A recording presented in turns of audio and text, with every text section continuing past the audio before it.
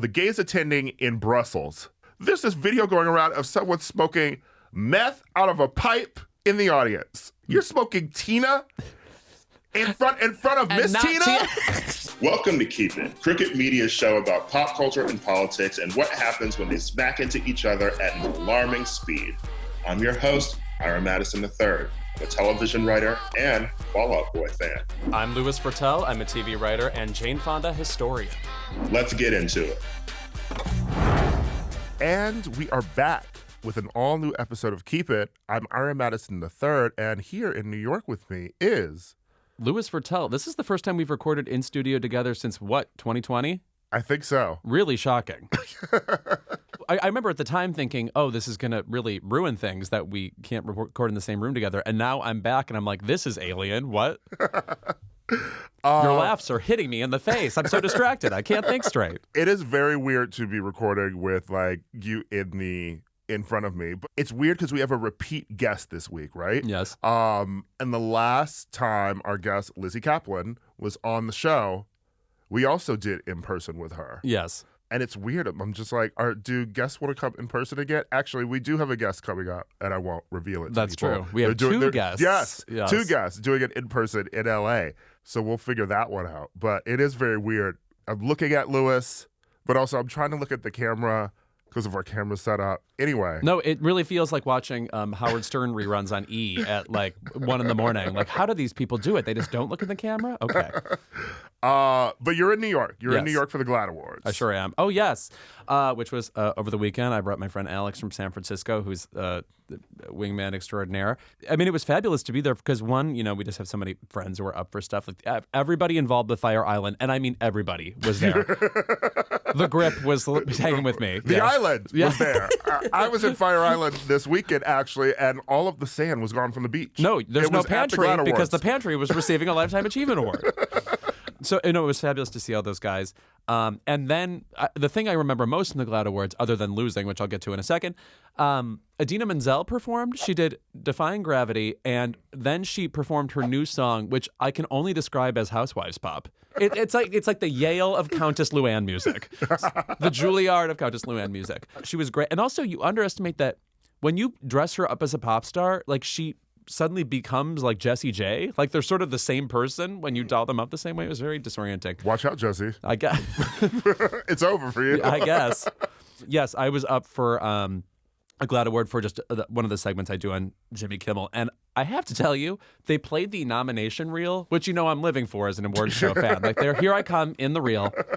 Every clip before me in this category was like a bracing monologue by a queer person about coming out or like talking about trans issues or, you know, drag queens being maligned or whatever. And then me with my fucking stupid Peppermint Patty Velma jokes from Kimmel. And I like felt almost, I didn't feel embarrassed, but I felt like zany. I felt zany in that place. Because it was a heavy ceremony. There was a lot of, you know, necessary political talk. People came prepared. The speeches were just like mind-boggling. They were so vulnerable and real, and I'm so thankful to have seen them. That could have been your My Cousin Vinny moment. Right. Yes. Wow. I never thought of myself as the Marissa Tomei in this lineup. Against these radical Vanessa Redgraves and Miranda Richardsons. Right. You lost to The Problem, which my friend, Jon Stewart, yes. Yeah, you know, I have a couple of friends, Jay Jordan and Lucas Tim, who work on that show. Jay Jordan works on that show. I didn't know that. Yeah. Very funny comic. Truly, one of the last few people who tells jokes. It really, jokes and then references and yes, things I value. Correct. It's not about can you believe how weird I am. That's a keep it for another day. Hannah Gadsby? Oh, I have to bring her up in regards to the new Kylie Minogue single. You'll see. No, it looked lovely. And, you know, at least you were there. You know, I was also nominated for a GLAAD Award, technically, because of that Marvel comic that I wrote. Do you think Marvel invited me? I think they kind of flashed. They did a whole section where they just flashed through the categories they weren't going to present. I think that was one of them. Comic books. Yeah. They're like, we don't give a fuck. You're right. Right. It's not a reading crowd, okay? We're gay. That's a joke. Gays read sometimes. And what else have you done in New York City? Did you take it a show? I'm about to. I'm going to see the Oscar Levant show with Sean Hayes on Wednesday, okay. Which is exactly my brand. I love like a mid-century mordant humor, occasional game show panelist type person. He plays him. I hear it's one of the few plays where there's a standing ovation in the middle of it. I don't know how he achieves that, but I'm excited to see that. And I'm seeing Jessica Chastain in A Doll's House tonight. Now, she is an actress, if you don't know her. I'm seeing that tomorrow for a matinee. Oh, really? Yeah. I wish, you know what? I guess I could still sneak in a matinee. I wonder if Jodie Comer's performing. Maybe I would do that on Wednesday. You anyway, should. I love a matinee. Yeah. I love a matinee. Tonight I'm seeing The Little Mermaid. Oh my gosh. So What are your feelings going into The Little Mermaid? I feel like it looks deranged. Yeah, right. I feel like it looks, everything about it, from like the lighting to these weird fish characters. It's just like the whole thing about it is very weird. And then also the fight that was going on between the lead of Aladdin. Oh, yes. You know, he deactivated his account because he was like, we were the first Disney film where we actually had repeat audience goers. So we were actually really important, and that got us over the bill mark. So over the 1 billion mark. 1 billion mark, yeah. But he's clearly bitter. I mean, because, you know, like he was Aladdin and hasn't worked since, which, you know, is racism in the industry. And also maybe, I don't know, the movie's bad.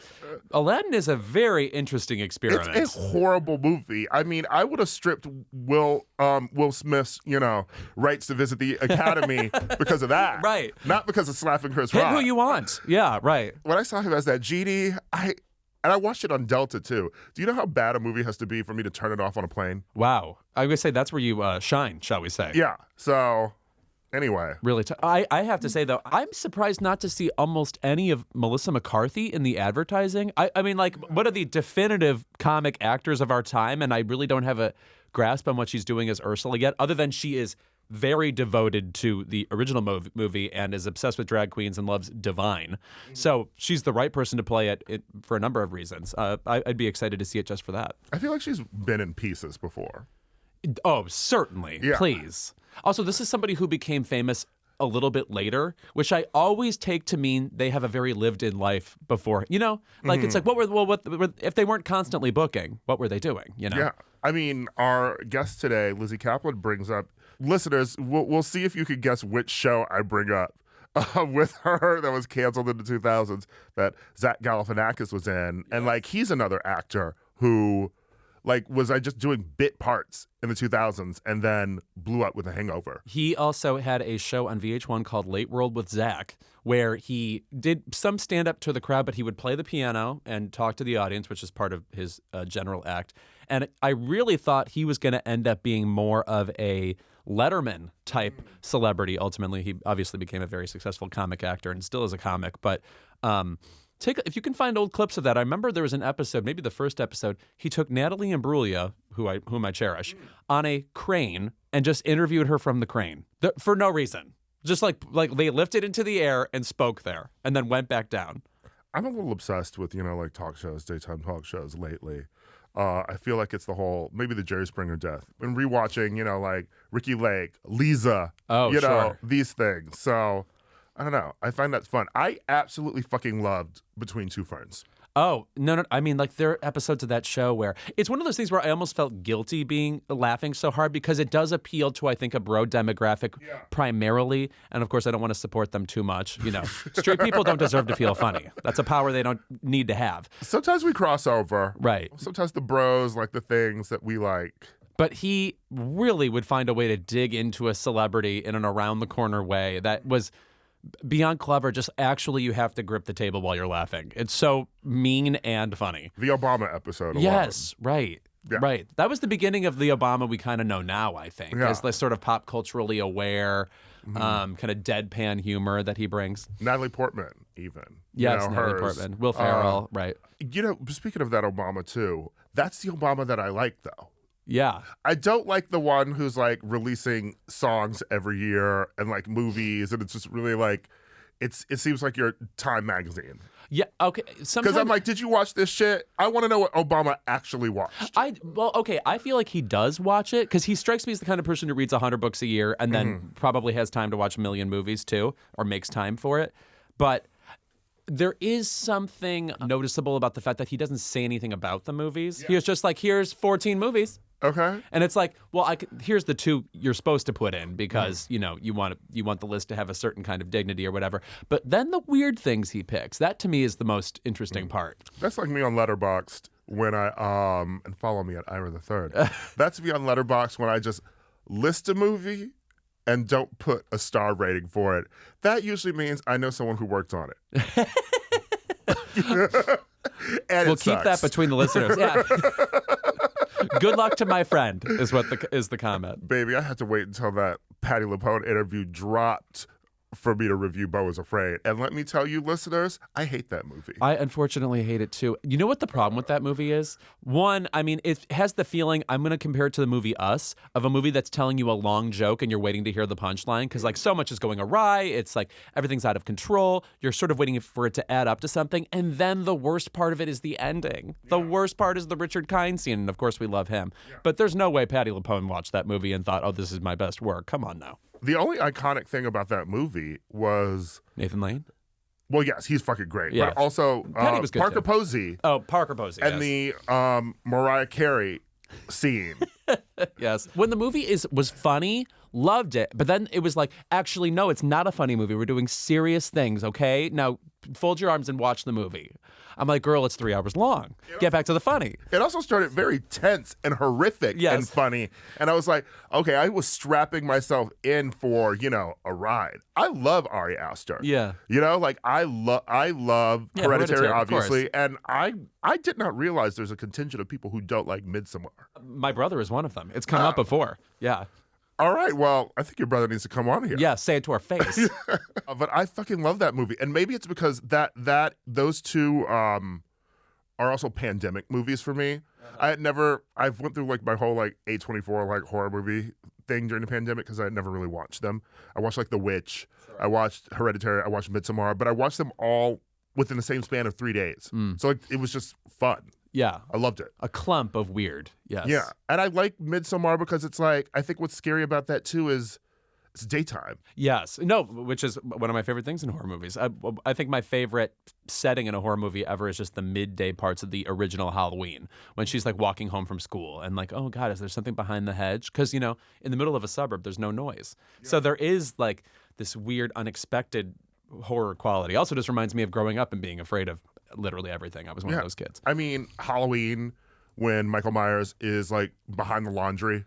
Yes. Behind like the laundry line, watching her. Even the original Scream, where it feels like they're being stalked even when they're just like at the store. Which I do think is one of the worst parts of the movie. Like, girl, why is he by the popsicles?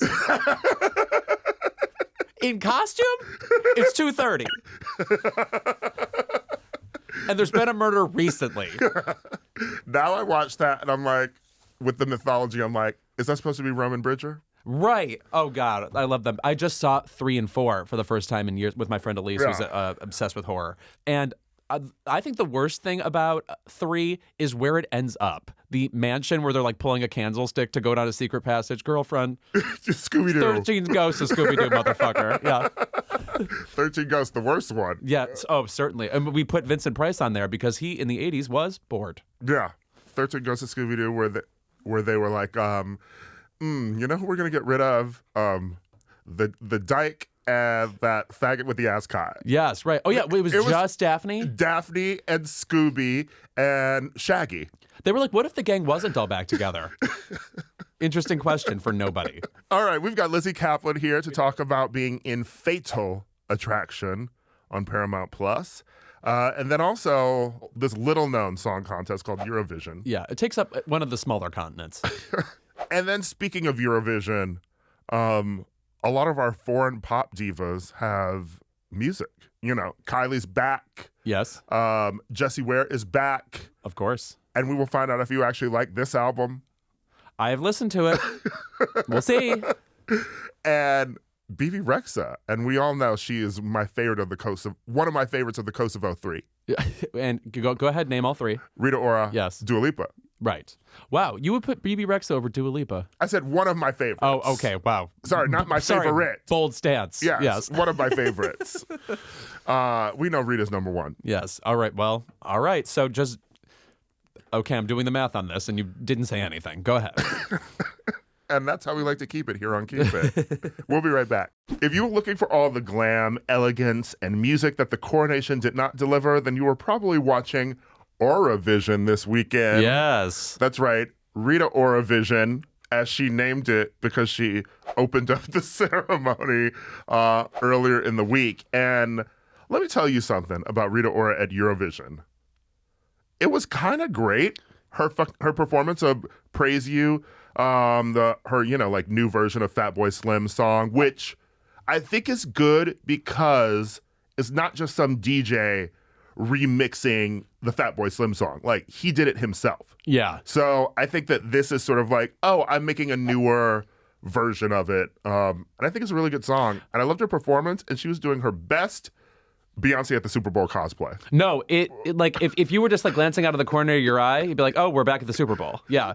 She even did the laying on the ground thing that Beyoncé did at the Super Bowl when she lays on like the glowing stage. I was like, girl, you grabbed her wet shake and go wig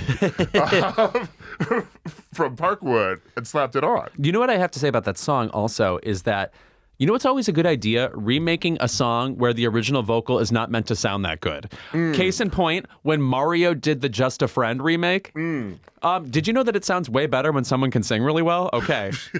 No shade to the late Biz Markie, but... You got you know what? You might have that impression in you. The premier Biz Markie impersonator. He really does. Part of his vocal in that song is like the old woman who swallowed a fly. Like, ooh, yeah. Look up the Muppets on that one. That's also... It also makes me like that song a bit more. I was never a big Praise You fan. Me neither. It was everywhere. It was in 1999, which is, of course, one of the great pop years and the great VMAs that year. So I think of it as part of this halcyon pop period. But yeah, and the video was really good, but it's one of those songs like, what would I compare it to? I like this song a little bit better, but Dirty Vegas Days Go By, where it's just, oh, you need to put a silly, moody song in the back of your Hyundai commercial or whatever.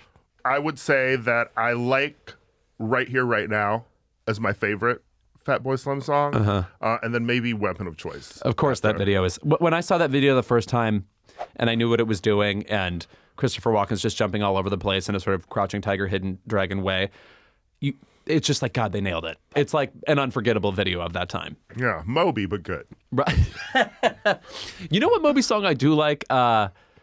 We Are All Made of Stars, with that video with the like 18 celebrities. I think Ron Jeremy's one of them. He just got like all these like surreal life type celebrities in a video. My favorite Moby moment is the weird beef with Eminem, where Eminem had like someone playing Moby sucking his own dick in his video. Right. Yeah. And then Moby actually stormed out of the VMAs, and you saw, and the storming he did looked like a character actor playing Moby. I was like, is that really him? The last time I saw Moby, he was DJing at the Abbey.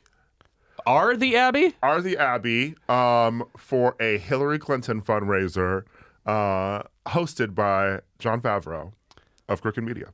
Well, that's both amazing, and I'm going to be sick. I'm going to be sick. Anyway, EuroVision 2023 happened.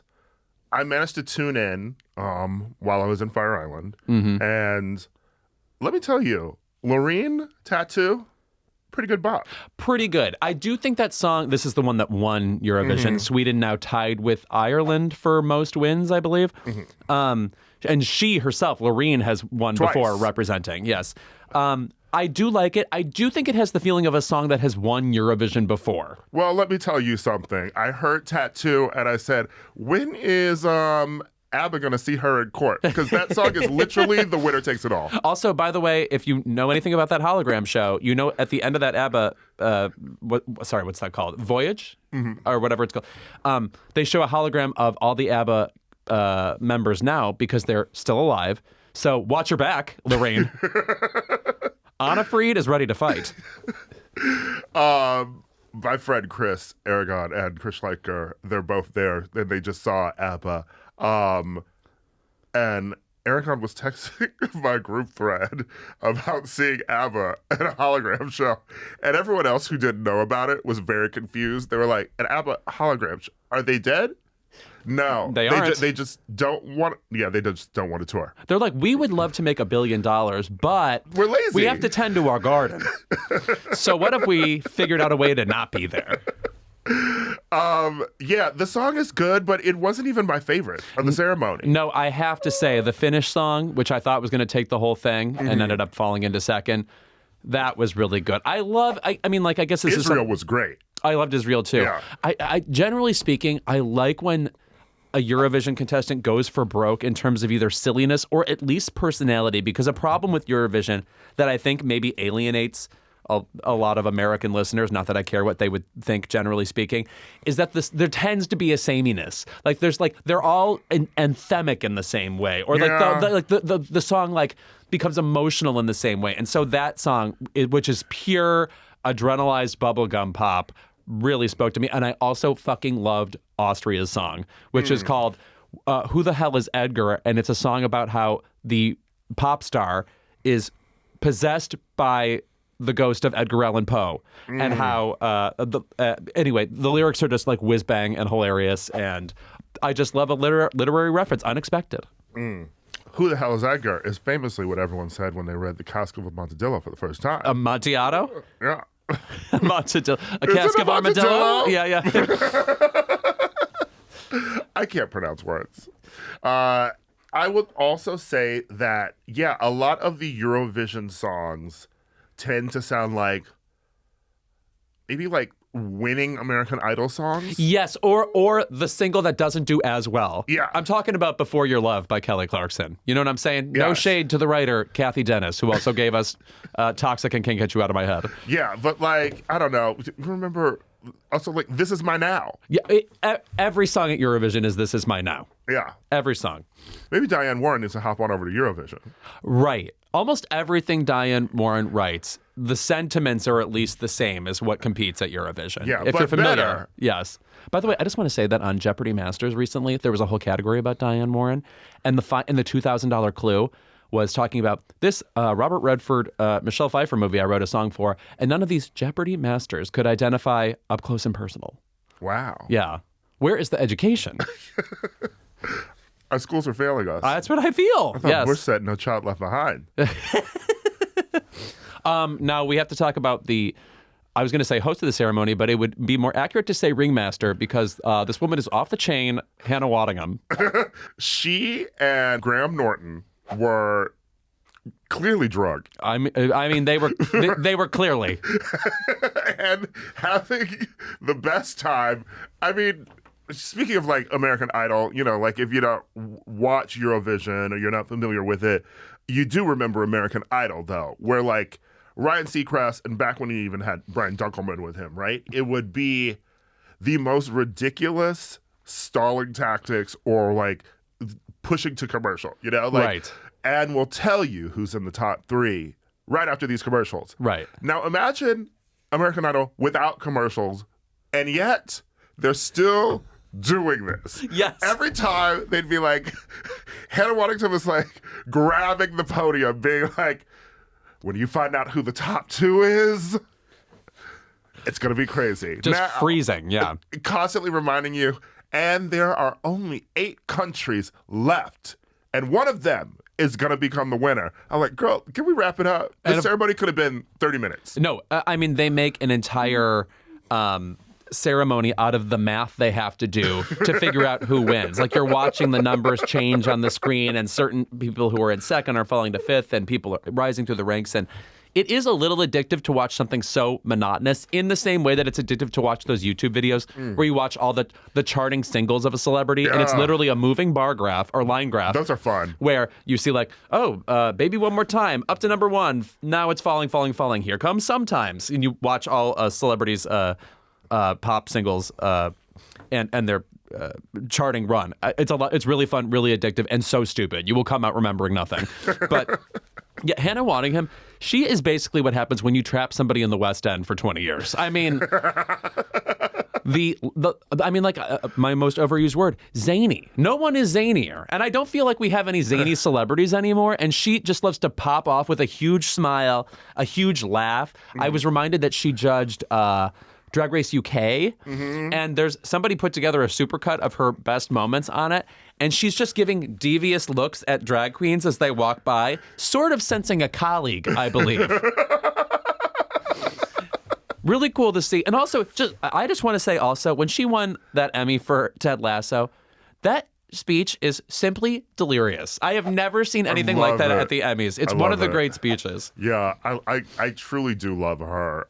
I can't wait to see what she does post Ted Lasso. Yes. And Graham Norton was there too. And I would actually say that I feel like we have a lot of zany celebrities, but the sort of like U.S. media landscape doesn't allow that to come out, because I'm always shocked when I see a celebrity who is so fucking funny when they go on the Graham Norton show.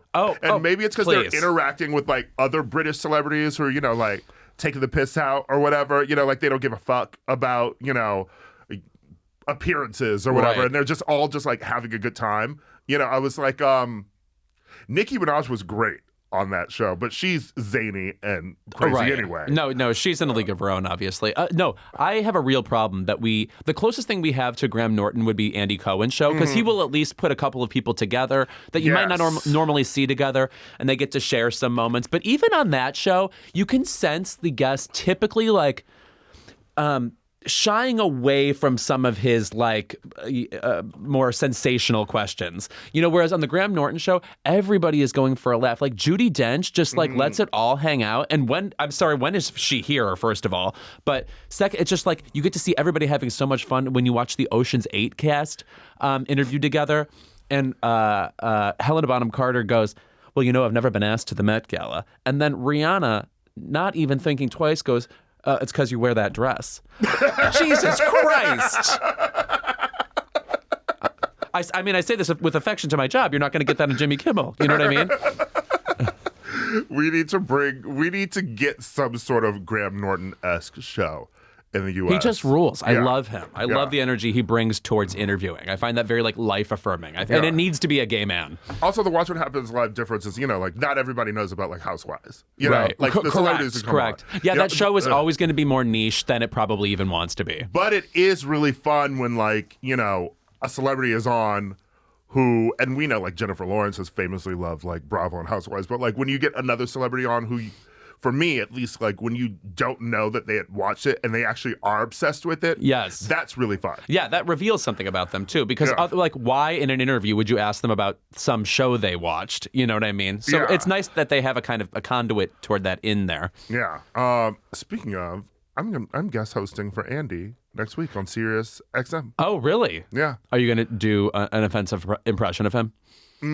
I actually dressed up as Andy Cohen once. My friends in SF had a Housewives themed party, and I don't know anything about the Housewives, so I just went as Andy Cohen, and it was brilliant because then I got to be in pictures with everybody holding my little cards. And that's really what you love anyway, right? That's right. Yeah. I like sprayed paint in my hair. It was cool. Being in pictures with little cards. Yeah. That's how I would describe Lewis. I'm like Wink Martindale, you know what I mean? Throwing the break and asking you trivia. Anyway, I guess that's EuroVision. It really was so much fun to watch. I just love the weirdness of the ceremony. Like the Oscars, I love how long it is. So I like that it's gaining some steam here, and it's getting people like Rita Ora involved. Madonna performed once. It is one of her all-time worst performances, if you want to look that up. Ooh, the song Dark Ballet. Ooh, oh, it's like you punched me in the stomach. It's also so much fun watching people like from different countries, you know, having their countries cheering on for them, but then also waiting to hear the results. It's stressful. Yes, and they're all sitting at tables that look like generic bottle service at, you guessed it, the Abbey. And then when Loreen wins, and she has to do this long-ass walk up to the stage, walking through backstage, it was like, I don't know, it's like she was a writer at an award ceremony. Yes, right. No, by the way, if I had won at the GLAAD Awards, the FloJo shit I would have had to do to get to that stage. Dancing through people, jumping over Idina Menzel.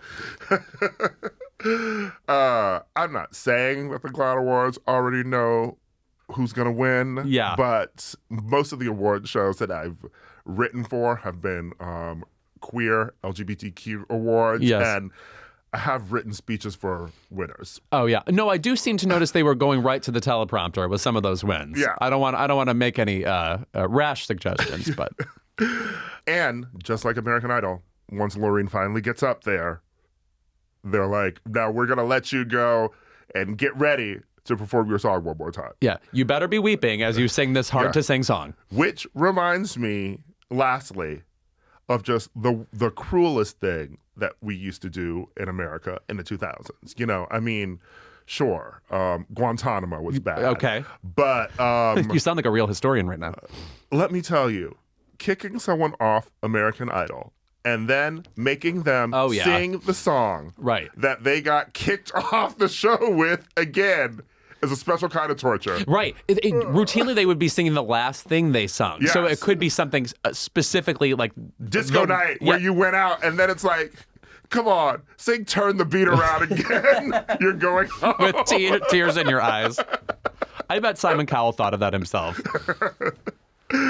All right, when we're back, we're joined by the fantastic Lizzy Caplan, making her second appearance on Keep It.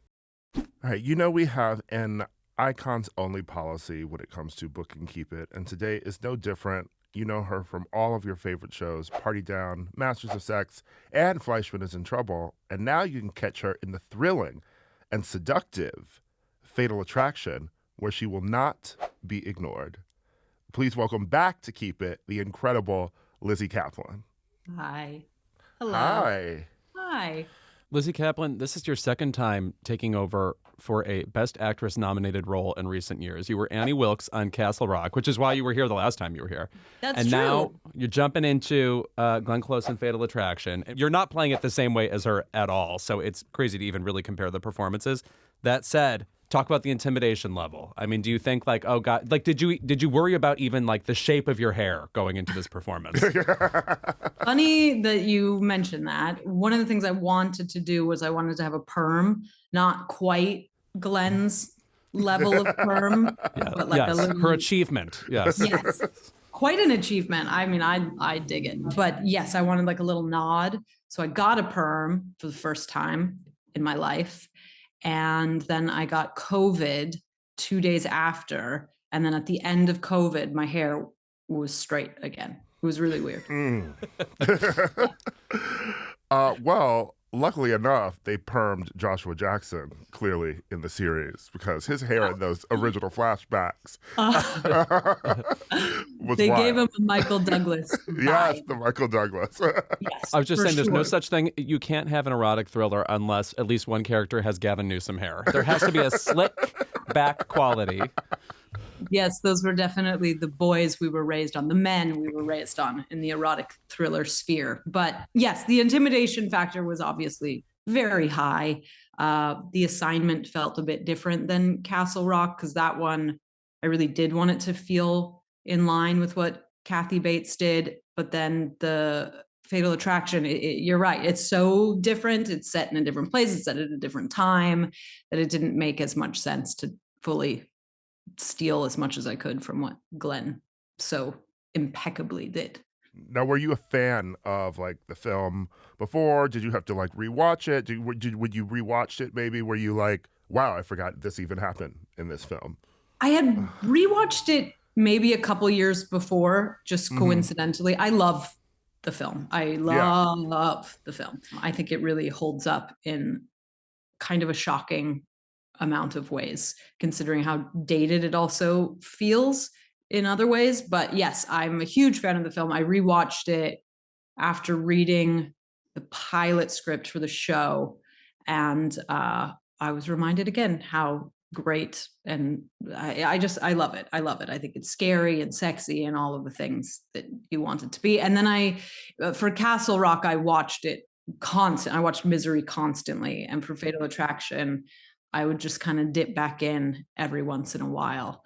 But again, because it felt like it was its own thing, I kind of left it. But there were certain parts of it that I just wanted to remind myself of regularly. It feels like in general, there's just a renaissance about erotic thrillers. Like people are discussing them more. They're more nostalgic for them. And why do you think that is? What is it about this genre that people really want to revisit or that they miss?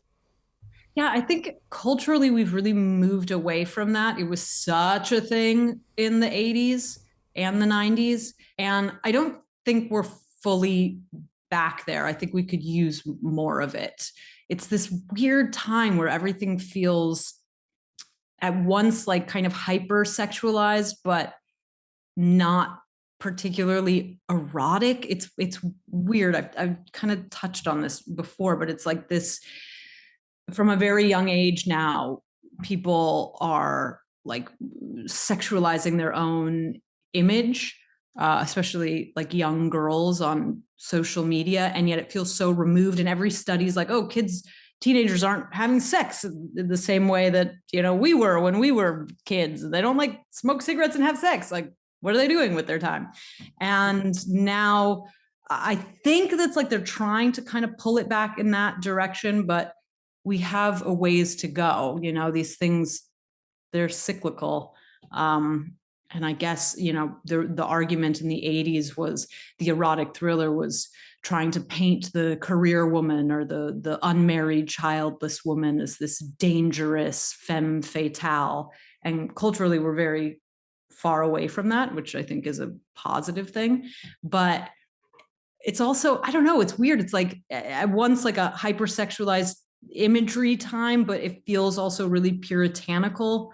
Like we're not seeing as much of this type of content on TV, like, or in films. And I don't know, I growing up, I think it was like this seminal thing for every kid to like find yourself accidentally watching a movie that had some insane sex scene while you're sat on the couch next to your parents, and that just isn't happening. You should be traumatized watching Mickey Rourke with your parents, right? Exactly. Standard. We all went through it. It's really true. Like there should be a word for that, the specific deep in your bones embarrassment that only comes from that scenario. Mine was Diane Lane, Unfaithful. Yes. With my grandmother. Another Adrian Lyne joint. With my grandmother, high school, just putting this on because we love these kind of thrillers. Oh, yeah, I love that one. When we got to that sex scene in the hallway, I was like, what? I need to leave the room.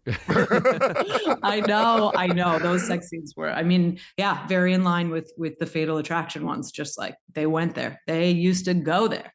Yeah. It's interesting that you even bring up, the sort of move towards almost, I don't know, like the puritanical with like these sort of characters and these sort of movies not being there anymore. Because I think about this, I think about Misery, like classic horror movies, right? And even the horror genre itself was very much, you watch Friday the 13th, you look at the rules that they state in like the early Scream. It's about like, if you're having sex, you die. Like you're drinking, you die. You like cigarettes, you die, And it's like, well, if the teens aren't doing that anymore, what are they being killed for in the horror movies, And if we have so many reboots, which sort of, are able to go into that realm. But, you do have to ask the question, like, if they're not being bad, why are we killing them? I know. They're being bad in such a foreign way. Like, I don't like playing too many video games. Like I guess that kid dies in the new version of the horror. I don't know.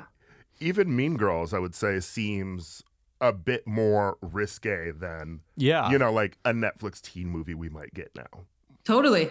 And that always boggles my mind that Mean Girls is something that still people talk to me about all the time. And it seems to be this like rite of passage for every, 11, 12-year-old girl to watch it for the first time. And I'm always so curious about that. Like that version of high school doesn't mirror the current modern high school experience at all. So the fact that people still get so much out of that movie, I guess it was just a really well-written movie. Well, also, it feels to me like people don't even remember that many movies from the 2000s anymore. Like it really feels like it always comes down to Mean Girls, maybe Eternal Sunshine, like The Notebook kind of comes up. But it is strange, like the 90s, I just feel like there's tons and tons, there's name recognition, et cetera. And I still am trying to figure out what it is about Mean Girls. Not that I don't love the movie, and I, of course, have seen it 75,000 times. Still holds up and is super relevant. Like, do you have what do you think is the most relevant thing about the movie? I think its core universal truth is that girls can be horrible to each other. Will live on forever. Yeah. Yeah. Not untrue. Unfortunately. Yeah, I mean, I went to an all-boys high school, but like the 80s movies and stuff, which didn't mirror my school, I felt like rich boys stay the same, The preps. So, yeah, they stay the same. Yeah, I'm in London right now, and I was just with a woman who's Scottish, and she was talking about how she would beg her mom when she was younger to move to America because she wanted to be a cheerleader, and they just don't have the same high school setup here at all, and yet they're fed this steady diet of American teen content. And so they do have, like, I didn't go to a high school that had like popular cheerleaders and football players, but I completely understand that trope. I feel like at this point, you now have a very diverse background in both drama and comedy. And a lot of the comedy you do, I feel like, is in line with the personality you're delivering right now. There's like a kind of casual, just drollness about your characters, generally speaking. What's the funniest you've ever felt in a movie? Oh, God. I mean, it wasn't a movie, but I suppose comedically, I'm the most proud of Party Down, just because I got to feed off the genius comedy that was surrounding me, because they're all incredible comedic actors and actresses. So I think I'd say that. Yeah, I mean, that is truly still one of my favorite television shows ever. So, did you watch the reboot? I haven't gotten to watch it yet, and you didn't get to go back to it because you were doing. It's so good. It will not disappoint you. It's like, oh, it's so chef's kiss. Oh, well, it's a nice thing though that you got to watch it at least. Like, so I feel like you were back with the cast, but not really being with them. I know, but fingers crossed that there's going to be an additional season, and then that everything all's well that ends well. I want to ask you a bit about Fleischman is in Trouble too, which I recently interviewed Adam Brody about that, and I love Taffy and her work, and what was it like? You were in this, and you were also narrating. So was this a fun sort of like dramatic experience for you as well? Definitely. It was definitely in the group of like unforgettable jobs, partly because I'm just so proud of how it turned out. I think Taffy is such a ridiculous talent. Everybody in that show is so incredible. And it doesn't always happen. You really have very little control when you're just an actor on a thing. If you don't know, you could cut it into anything. And whatever you think you're doing on set on the day you could feel like none of that when you're watching the finished product. And Fleischman felt very in line with what we were making, as well as the reception that it's gotten. It's just been received in the spirit that it was intended, which just doesn't happen very often. I'm still kind of pinching myself over that one. I love Fleischman beyond. It's such a great cast. Also, by the way, it just is like a simple concept that I haven't really seen done on television before. It always kills me when something simple hasn't been done before. Like, what have we been doing with all this TV beforehand? But this is a minor spoiler, but the perspectives on that show change, and you end up figuring out where everybody else is coming from. What is it that you think is the most kind of salient takeaway from Fleischman is in Trouble? Because I think, first of all, by the way, it just attacks modern day relationships in a way that I don't know that I've seen previously. It just felt like this belongs in this year. I should be seeing this right now. Totally. And I really feel like it was reminiscent of so much stuff that I remember watching when I was younger. I remember watching so much stuff about adults talking about adult things. And then that has just kind of disappeared from the landscape. And I think there's a place for it. We're all this age. We want to see stories that are about people our age thinking about the things that we're thinking about. And so it felt almost revelatory, but I think it actually just reminded me of some bygone era. And the amount of conversations I've had with friends and like people from my deep past who came out of the woodwork to talk to me about it, because I think it really hit a nerve with a lot of people. And if you happen to know somebody in it, then you want to talk to that person like about that nerve that was hit.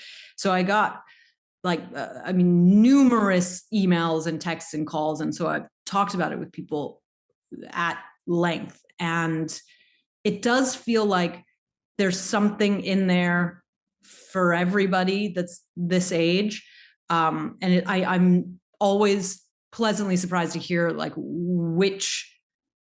between which rib that we stuck the knife, because it's different for everybody. Like some people who've had, a traumatic birth story, they really, really identify with the Rachel Fleischman character with Claire Danes, or, somebody who has really focused on her career over her family and all of the guilt and shame that's placed on women who make that choice, which is still a viable choice for men. And then the Libby, my character, her breakdown is not as, like the volume's not turned up as high, but it's something that so many people that I know are going through and feeling like, how am I this age? I swear I went to sleep and I was like 29, and then I woke up and I'm in my 40s and I'm in this life. And it's a life that I've arrived at based on all of the choices and decisions that I've made. And I stand behind those choices and decisions. But why do I feel so stuck in this moment in my life? And it's really fucked people up in a great way. Yeah. I want to do a little sliding doors question with you for a minute, because Okay. I was looking at, so much of your filmography and things that you've been on. And obviously, a lot of them were like series in the 2000s that maybe did not continue, or, you guessed it in for a bit. Is there something from this era that you sort of like remember fondly and you were like, man, I wish this show actually had been on for like 6 years or something? Because I really did like this goofy show, True Calling. Mostly because I loved Eliza I've not heard Dushku that one before. I loved Eliza Dushku for Buffy, obviously. Yes. And so I watched every episode of that. And then once Jason Priestley joined too. Oh yeah. And like, it's crazy that Zach Galifianakis was like the nerdy mortuary guy. Yeah. In that. Like before anybody knew that he was like such a hilarious comedian. Yeah, I do. I remember very little from that time. I remember working with Eric Christian Olsen and Zach a bit. True Calling is not one that I would pick necessarily, that I wish were not on personally. But I was only in one season. I was like a guest star. I don't know. I feel, I guess, lucky that looking back at things, even if it was very devastating at the time when they were canceled or ended, feeling like, no, I can't imagine a life that doesn't include this over many years. But in retrospect, it always kind of happened the way that it was supposed to happen. I did this show called The Class that was like poised to become this massive deal. And it certainly did not even become a little bit of a deal. Like most people haven't even heard of it. But it was one of those casts that, similar to Party Down or Fleischman, where everybody was just like so bonded and it was so fun every single day. And the idea of doing that for like 10 years, I'm sure we would have had a good time, but I don't know. Jason Ritter, Jesse Tyler Ferguson. Ferguson, John Bernthal, Yeah. Andrea Anders. Like it was a cast of heavy hitters, and we all still talk to each other. But that was just one of those special ones that it felt like if something was gonna become as big a deal as they kind of promised us it would, it felt like a very safe group of people to go through that with, because it's actually like kind of a traumatic experience, I think, to be on something that changes your life completely. And so I think that doing it with them would have felt safer. But again, happens the way it's supposed to happen. Again, you have such a specific, cool, adult was a word you just used in describing a certain type of conversation in movies, sense of humor. And I'm wondering, do you often, when you're reading a script, feel like, oh, this person gets me completely? Like, do you? I just feel like you have such a specific type of humor that it would be fun as a writer to write to it, and write to a type of person like you, even if I didn't know the project was going to go to you. When have you seen yourself on the page most? Fleischman most recently, and again, probably Party Down.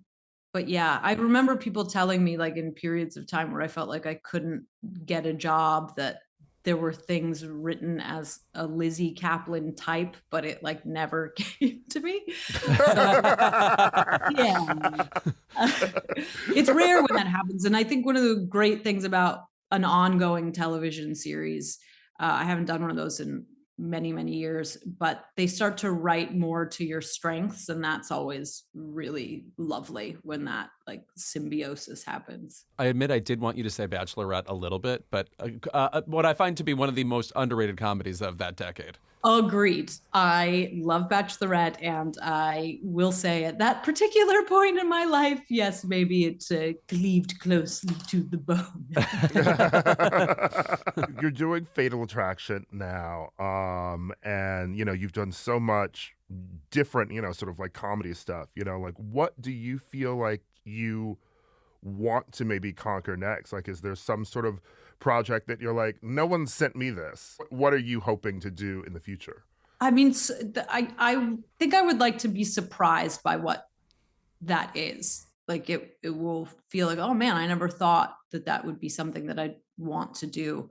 I mean, my MO has always been as varied as possible, skipping between genres for as long as they'll let me do it. And right now, just like television in particular it's just so elevated, and everybody is firing on all cylinders in that arena, that when you can find something that kind of walks the line between drama and comedy, that's the sweet spot that I'm always looking for. I think Fleischman was a perfect example of that. If I may, I think the next Best Actress nominated role you should step into is Jill Clayburgh in An Unmarried Woman. I feel like that hits all the hemispheres of maturity and adult conversations and heartbreak, and also big city kind of Fleischman level vistas that you want. So I don't know how we make this happen. So long, it's so good. I need to rewatch that, and yeah, set it up, pitch it. Jill Clayburgh, we're praying to you. Shine down on us. I'd do it. Look. Well, though, I mean, even speaking of that movie, and you were talking about you had watched Fatal Attraction, sort of like by happenstance a couple of years before you'd even got it. Like, what kind of movies do you just sort of sit down to watch? I've had to fly a bunch, and sometimes you end up on a plane that has like this incredible library of films. So in the past couple of weeks, I rewatched most of Eternal Sunshine, which you brought up. What a movie. Holy shit. Like, obviously, but it had been a minute since I watched it. I'll always watch Grosse Pointe Blank. Always. I just rewatched one of my all-time like top 5 faves, also on a plane, and I was like fully sobbing openly. Terms of Endearment is one of my. Please. I mean, like. Please. Deborah Winger's birthday is today. Please. What? Yes. You've said the magic words. Yes. What I wouldn't give just to like be in the same room as that woman. I love that movie. I love her so much. And then like for whatever reason, it's like a double feature in my head, Terms of Endearment and Postcards from the Edge. Like, why aren't we making those movies anymore? No joke. Also, Shirley, so fabulous in both of them. Shirley has an amazing scene on the phone in Terms of Endearment. And I have to say, I know that like we still find ways to insert these kinds of scenes into TV shows, even though they're less realistic nowadays. But man, do I love amazing phone acting. Please, Real skill. Yes. It's a real skill. Yeah, when my husband and I when we first started dating, I was talking to him about those 2 movies, and we had gone to see some art exhibit where a woman just did pencil drawings of the backs of women's heads, like their hair. They're really gorgeous. And he's like, he wanted to commission this art piece. He took screen grabs from those 2 films. And the artist was like, no, they don't really work. I can't really see. So he got a hair person and like 2 actresses to come, and this woman did their hair like Shirley MacLaine in both movies, and then Meryl Streep and Deborah Winger. And then he took photos, and I have this triptych of Shirley MacLaine in both, and then Deborah Winger and Meryl Streep. It's like my prize. thing. What a gift. I can't think of a better thing. Yeah. You really, I'm like holding. That's so awesome. That's so specific. It's a good gift. Very good. Yeah. Well, thank you so much for being here. Thank you, guys. Lizzy. Yeah, I feel like I need to go. Well, now I need to go watch some Deborah Winger films. Oh yes, I mean, Shadowlands, so good. The Yes. Queen's birthday. Yeah, I'm Also- a big fan of Shadowlands. Also, we rarely have repeat guests on here, and unfortunately, Lizzy Caplan, you will be coming back a third time. So Yeah. just be aware. Yeah, when we do that Unmarried Jill Woman. Silver one. Yeah. Yes, that's exactly right. Thank you, guys. Yeah, Thank you. Don't call it a comeback. Kylie Minogue announced a new album. Rita Ora performed at EuroVision. Beyonce's back on tour. The pop divas are returning this spring. In honor of them, let's get into the state of pop and what we're listening to now. Starting with Miss Kylie, finally, is coming back. I say finally, even though disco dropped during the pandemic, but it just really feels like that album is lost in time. Whenever Yes. I listen to it, it feels very weird. Oh, it slams me right back to, oh, you're hanging out in a silent house with your friends. The only 4 people you're allowed to see. Yeah, she had some good performances during that time. She did I guess on Zoom or whatever, via satellite performance on Kimmel during that time of Say Something, a song I still really love. So check that out. By the way, I just want to say about that period of time, it's crazy how much TV material we made during the pandemic that no one will ever watch again. Like people interviewing people over Zoom, like on Regis and Kelly or whatever. It's just Kelly and Ryan. Anyway, the snippet of the song I've heard, and I've heard a leaked version of this song too that got everywhere, and it was lo-fi. Didn't that feel so kazaa to you? Yes. Hearing a leaked lo-fi snippet of a new song. It's called Padam Padam, and it is and a it is banger. not a cover of the Edith Piaf song. No. Which, side note, when I was in Fire Island, one of my friends had another friend who was visiting from Amsterdam, and he was like, he didn't know like the specifics of like American culture enough to where like if he got Reese Witherspoon while playing Celebrity, right? Like, what does he say? Okay. But he put in celebrities, Oh, okay. and me and one of my other friends were the only people who got this. He put in Edith Piaf. Oh, hell yeah. La Vie en Rose. Come on. I know, and so The Little Sparrow, La Môme. I got it when someone said La Vie en Rose, but I was like, bitch, who else were you expecting here to get Edith Piaf Right. in this group of games? The first time I ever played Celebrity, which if you don't know is a game where you put a bunch of names in a bowl and then you describe those names to your friends as fast as you can. They guess them right. And then there's another round where you put all those names back and you can only use one word to describe them and you're remembering what names have already been said. And then there's a final round where you just act them out, and it's very funny because how do you act out Edith Piaf, for example? But the first time I played that, I believe it was my friend Brad Butler, he said to the room, and no NPR celebrities. It's just...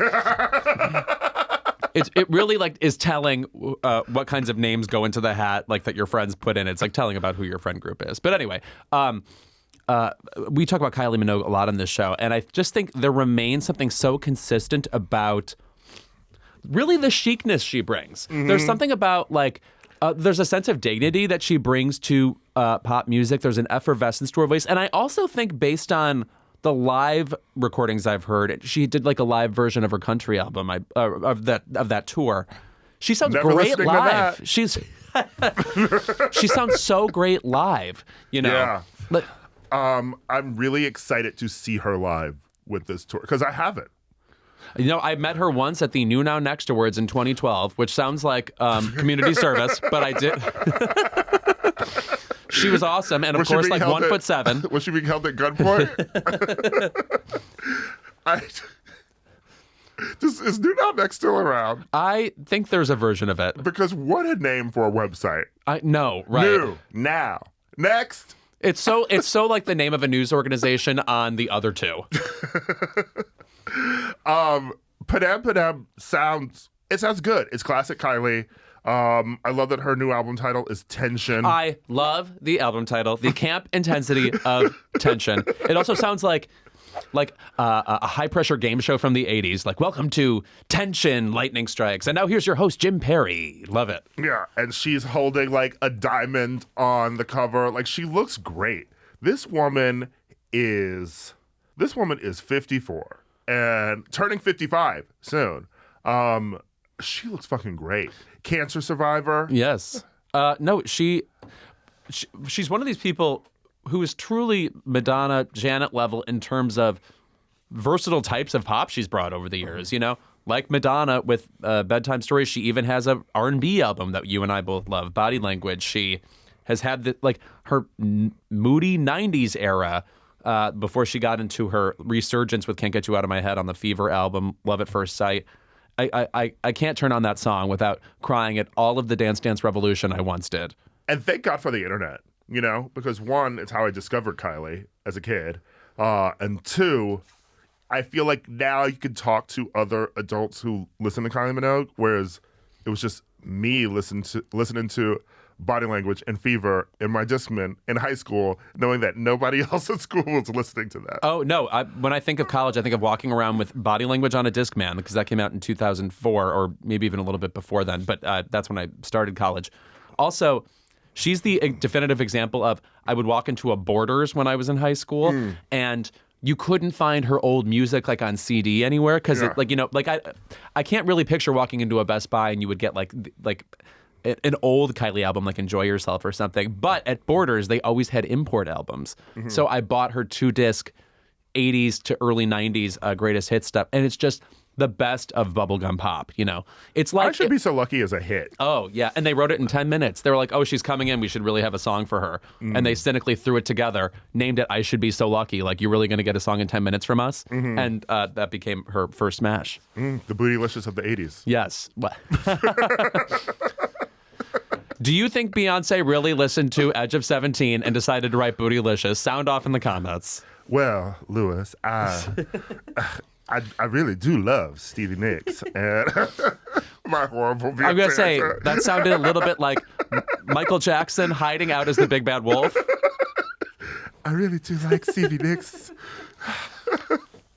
Edge of 17. Too old. Now, what do you think of the Bebe Rexha situation right now? Can I say that it's been a while since this has happened, you know, where I really felt like a music influencer. But the amount of friends who sent me a text and said they are listening and loving this Bebe Rexha album because I wouldn't stop talking about it. And it's good. Correct me if I'm wrong. She's also written a lot of stuff for other people that maybe goes under the radar. What else has she written? So, yeah, Bebe Rexha started out writing. She wrote on Monster, the Eminem Rihanna song. Jesus. A Selena Gomez song, Like a Champion, Tinashe, All Hands on Deck. Like Iggy, Team, Nick Jonas.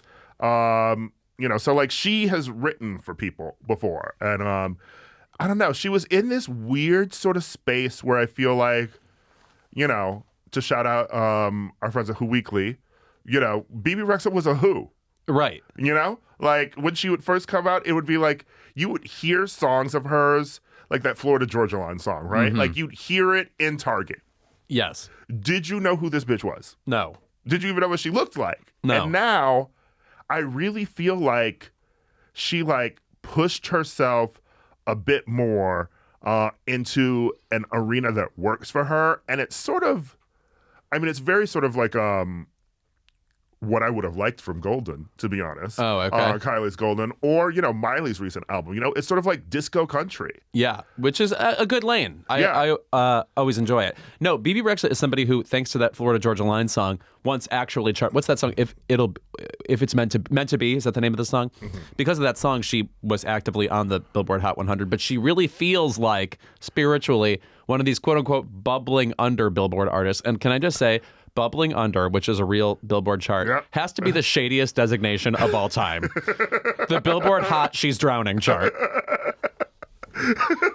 She's playing that Survivor challenge. Yeah. where you're holding your nose and trying to survive in the water.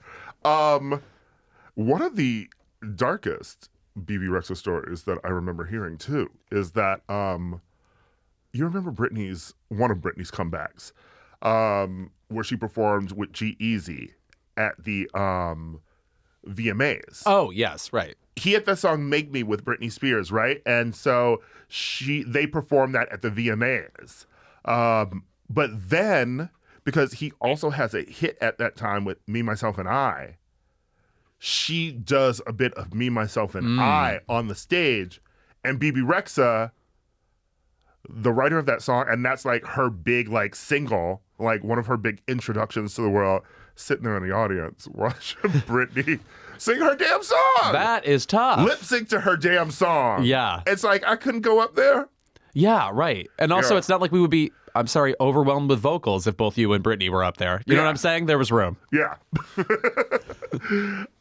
Anyway, I just I don't know. I feel it's weird to feel like proud of somebody you don't know. Yeah. But she seems like she's like worked really hard to get where she's at. And the album I think is really good. I was putting it on this weekend for friends and they were like, who the hell is this? I feel the same way about the Jessie Ware album. She is sort of hyperbolically rising in queer spirits. I feel Okay, like now let's get to it, bitch. Because now back to the bitch that had a lot to say about what's your pleasure. Louis, what's good? okay, I will still say, here we go.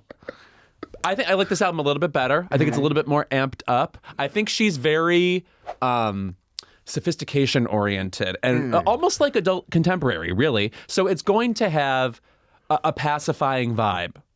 That said, you can't be too pacified when you're, wanting to roll tits and dance. So it still, to me, feels like it belongs in the lounge at the club or the lounge of the hotel and not really on the dance floor. But I do like certain songs on it. I like the humor of it so much. And by the way, because she's so funny. Yeah. When you listen to her on her podcast, it's like, oh, she's this like knockaround gal. I still would say that I think that her music is even loungy. I think it's so horny. It is horny, but in the way that a lounge should be. Yeah. So like even when you say adult contemporary, I'm like the good adult contemporary Yes, though. right. Not like now that I'm not talking about like Kathy Lee Gifford's attempt at an album or whatever. Yes. Or the fact that like later era Backstreet Boys albums are now all on the adult contemporary charts. Right. I'm talking about like the adult contemporary that we grew up with, Yes. that our parents were listening to. It was just people being horny with horns and piano and it's very caught up in the rapture right. vibes. I would maybe compare it to the album Erotica or something, Yeah. which is supposed to have a kind of cabaret, loose adult vibe. I love it. I mean, I feel like Jessie Ware is another person who started out in one lane and then really sort of like found her way to a groove that works for her. I feel like What's Your Pleasure was louder, like just trying a lot of different things. And I feel like that feels good, really sort of feels like she's comfortable in this arena now. Yes. Mm-hmm. Like it feels like a more... Yeah, less like an experiment and more like this is where I belong. Yeah. Mm-hmm. Yeah. I really enjoy, I just love listening to a Jessie Ware album from start to finish. Like it's fun. And she's so great in concert. Oh, yes. No, I saw her live and she had... I think just like 4 dancers with her. Actually, the setup was not much different than what I saw of Janet's new tour. Yeah. Just like a couple of dancers, and it's not like the most athletic movement I've ever seen, but it was like captivating. You did not look away from what she was doing, and she was working hard, and those dancers were fucking amazing. Yeah. And I mean, she's coming out there dressed like she works in HR too, like she has a long dress on, and she's moving. And I don't know, maybe it's just the drugs I was on too. But I mean, when one of her dancers just like holding a disco ball and dancing with it, I was like, and there's just like this black like curtain behind them. I was like, it feels, you said it earlier, it feels chic. I will also say this is the only person maybe whom I subscribe to the idea of mood or vibes with. It's just like, as in it's not just, It doesn't just feel like an Instagram filter. It feels like lived in sensuality. It's a sensual vibe. Yeah. We're missing sensuality, as we discovered in our interview with Lizzy Caplan. I mean, look at her husband. Please. I mean, look at Jessie Ware's husband. How could you not be sensual? Okay? Freak Me Now? She's writing about him. Go and look that man up. Okay? That is a hot white man. I don't know if I've seen him. I will. As for obviously, Beyonce is on tour, and I am still in hiding. Meaning? I am avoiding everything that has to do my with the God. Renaissance tour, Also- which is very hard to do. Because everybody is filming that and everybody's posting Everybody's filming it. Everyone's posting about it, whether or not they were even there yet. And I'm just like, whatever happened to mystery? And also, it's just like, really, the whole thing will be spoiled for you. It's like a Broadway show. Yeah. You know what I mean? Like, it happens in a specific order. They're not substituting things out. Taylor Swift does that a little bit, but that's even just a song, you know? Yeah. Now, she has been dropping some songs from the set list. I don't know the set list, but my friend said I would be pissed if these songs were dropped just because of the stadiums letting fans in late or something. So let's get it together. Okay. Let's get it together. I need to get the whole set list when I'm in Amsterdam. I in hope a month. My prayer is that she still does a bit of Soldier, which I love more and more as the years go on. I think it's the best Destiny's Child song. It's a really fucking good song. The sexiness of it. Kelly is so sexy in the song. Michelle is so sexy in that song. I will say I have seen a couple clips, not a performance, of some chicanery. Oh, meaning? First of all, the gays attending in Brussels.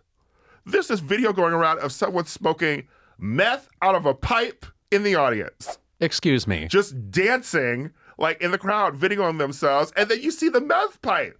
What are we doing? You're smoking Tina in front of Miss not Tina? Miss Tina was at that show. You're smoking Tina in front of Miss Tina. I hope Julia shot them. I need to put my organs back in order. I can't believe that. Yeah, Beyonce's the drug. You know what I mean? Like, you don't. If you're on, you know what? I don't have an opinion about that level of drug. It's very crazy. So Yeah. I'm sorry to all those who were around that. I guess. Yeah. Hope everybody had a nice time. God help you.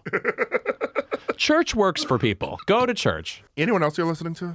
Well, you know who we had on this show a few months ago, and I still think this song sticks with me, and I'm surprised to keep returning to it. And also, somebody keeps playing it at Barry's, so I hear it all the time. Can't Tame Her by Zara Larsson is a fucking great song. Yeah. Do She's not- got a new one coming out. Yeah, do not sleep on that song. Listen to Can't Tame Her. I'm also listening to Ryan Beatty, who's like this queer songwriter, singer. He had collaborated once before with Tyler the Creator, but it's the vibe is very like male Ethel Cain. Okay. Ethel Cain, nominee at the GLAAD Awards. She Yes. did not walk away with it. That would be Miss Dove Cameron. Was she there? No, they flashed through those categories. I'm gonna see Miss Ethel Cain this weekend. Actually, she's opening for Caroline Polachek. Boy Genius, they performed on Kimmel, and I snuck into the audience to watch rehearsal. You're not always supposed to do that, but, you know, I'm naughty. God, I love their energy. They're so fun. Yeah, they're really fun, which is interesting because I'm a fan of all three of them individually, but I have, two friends who stan Phoebe Bridgers. So Right. I've seen a bit too much of Phoebe Bridgers in concert, and by the third time I was like, okay, y'all, I'm ready to go to sleep. It is very tranquil. Yeah, right. You have to really be zoned into the kind of the sleepy conscience of Phoebe Bridgers. Yeah, but let me tell you something. Boy Genius is, that's barn stomping music. When you're a carnival barker from Oklahoma, which is actually often, I forget. All right, we will be right back with Keep It. And we're back with our favorite segment of the episode. It's Keep It. All right, Louis. Shall I? Yeah. what's In yours? person. My first in-person Keep It. In years. Legendary. I also realize I haven't been looking to the camera the entire time, so I'll say some of it this way. Anyway, my Keep It is related to Jeopardy, which, as I already said earlier, is having a Jeopardy Masters competition. 6 former major champions are coming back to play again and again against each other. It's a point system, and then eventually one will be declared the winner at the end. I actually interviewed 2 of them at a little USC panel, Amy Schneider and Mattea Roach. They are so awesome and also great on social media. Go ahead and follow them. They've added one wrinkle to Jeopardy games on the Jeopardy Masters tournament that I find disturbing. Before the round begins, Ken Jennings says, "Now we're going to tell the viewers at home where the daily doubles are. Look away if you don't want to see." Girl, there is no suspense to knowing where the daily doubles are. People just pick clues at random. They're acting like they flipped the script with us, throwing daily doubles. It's always a weird part of the show. And I'm like, I guess I'll close my eyes so I don't know where the daily doubles are. It's one of those things where I'm all for like changing up formats, etc. By all means, tinker with Jeopardy, which I think is doing really well in the primetime ratings. But this ain't it. There's just nothing going on with the Daily Double that's that fascinating. And by the way, they always almost uncover it in 2 seconds because these people start at the bottom of the column where the Daily Doubles are and then find them and then they're over. So just so like Chekhov would be like, the drama isn't there. I don't think the drama was here in that Keep It either. Yeah. If you're looking, sometimes during this segment, we specifically want to go viral. We want people to pick it up on social media. This is not one of them. This is me giving you a peek behind the curtain. Ira, it's just nice to see your hand movements again. Oh, yeah. Do you know whose hand movements I'm obsessed with? And I brought this up recently. Roger Ebert's. When he's talking to Gene Siskel will say something he agrees with. And then immediately Roger Ebert is like this. In the movie, there's something going on. It's like, are you a tree? Are you a tree? That's my hands in midair for people who can't see me. Ira, what is your Keep It? Save us. My Keep It goes to my father. Oh. Tom Cruise. Oh, I see. Yeah.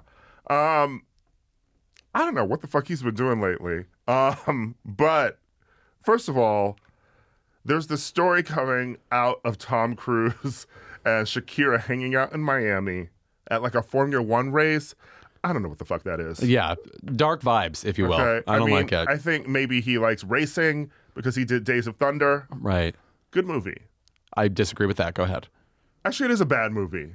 Good movie for him looking hot. Good movie for Nicole Kidman's legs. Yes, good movie for Nicole Kidman being like 22 and a doctor. I would love to understand how that came together. Listen, some of her best roles are when she's a doctor. Okay? Oh, yeah. Dr. Chase Meridian. Look it up. And then, I don't know what else she played a doctor. The Interpreter, I believe. Oh, is that a doctor? I believe so. Doctor of Signs.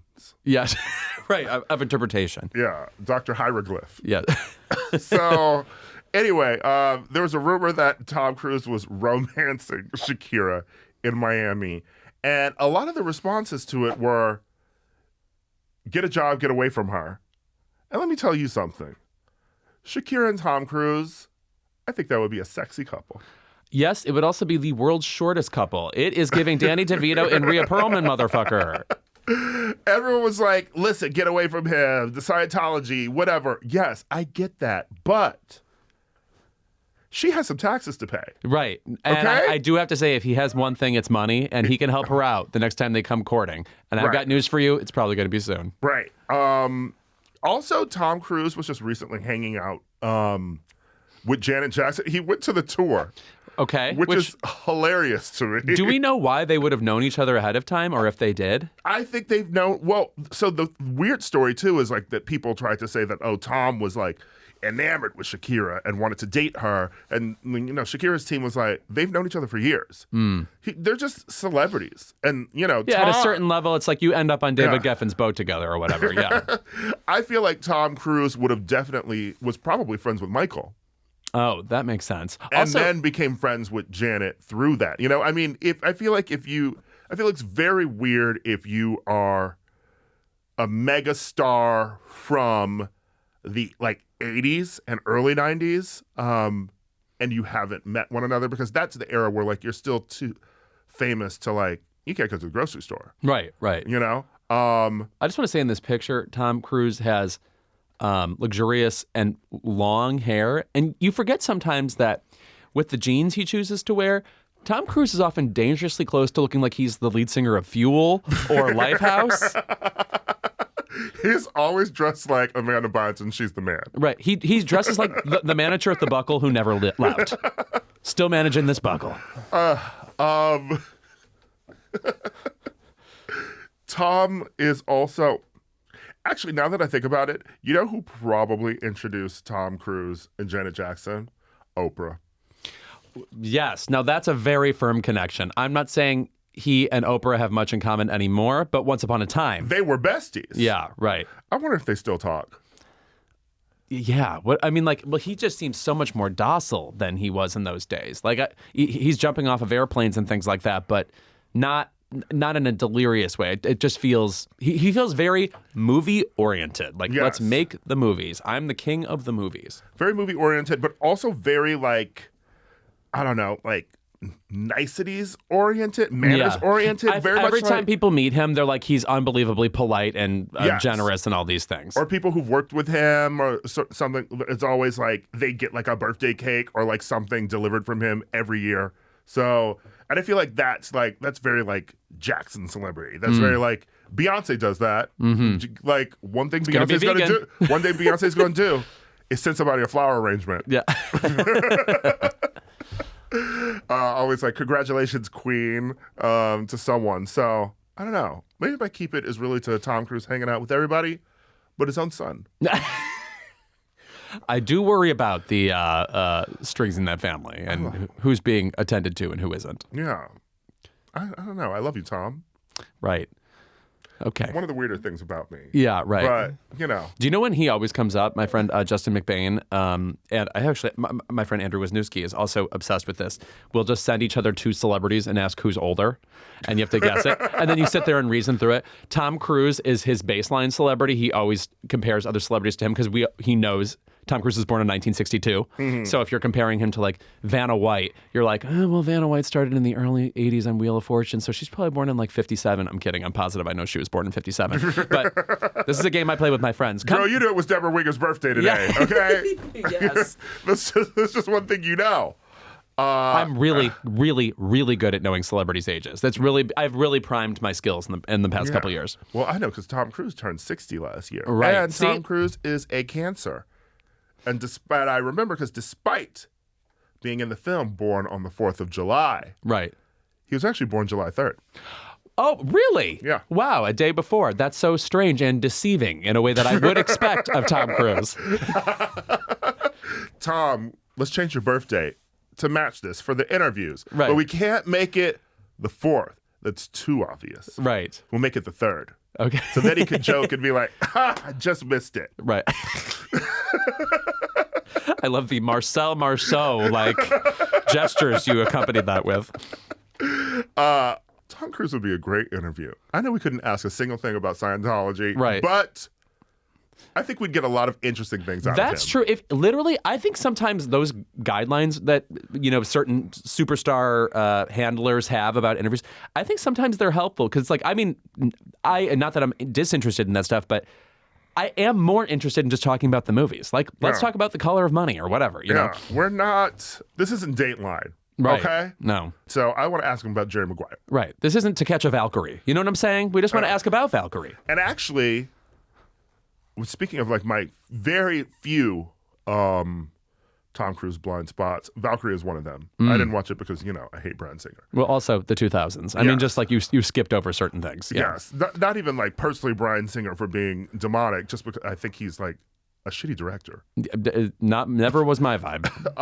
Like that fucking Beanstalk movie too. I'm like, why am I gonna watch this? No, not climbing nothing. The Color of Money was one of my blind spots, and I still need to watch it.